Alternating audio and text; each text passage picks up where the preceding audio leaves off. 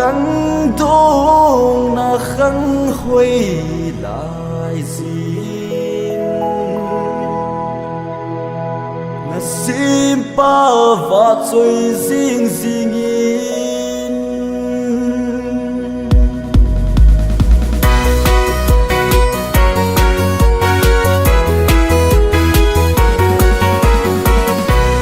Giêsu a ki ngai lâu mi te chu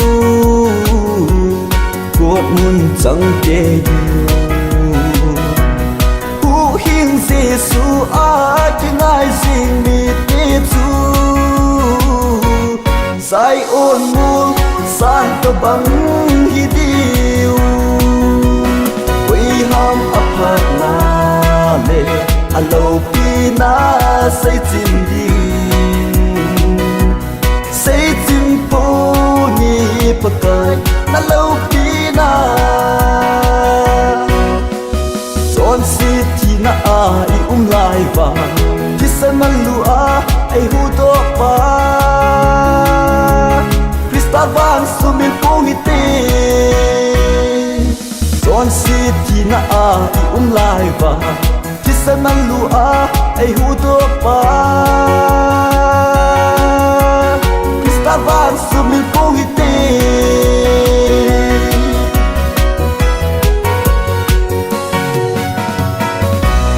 son si na lo dim jing ta le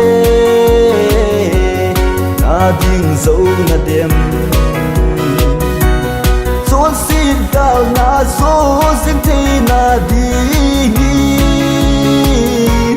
hu hing Giêsu to be jing i ja na be lo ham ama bo chu gal zo na singin bo na so sa di son si thi na ai lai va thi san man lu a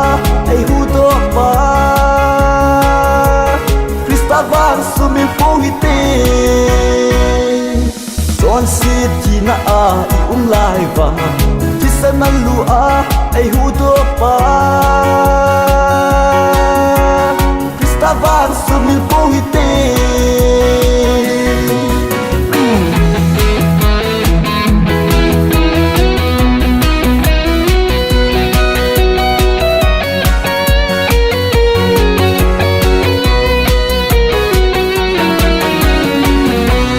Krista ana ki ngai jing po le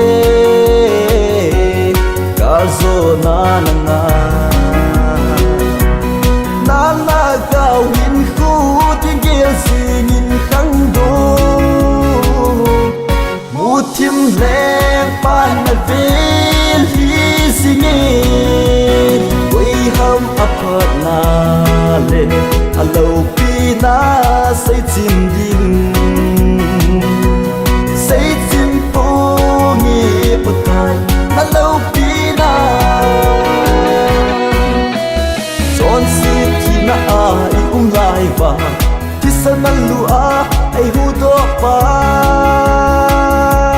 Krista van sumin po hi te son si thi na ai lai va thi san man lu a ai hu to pa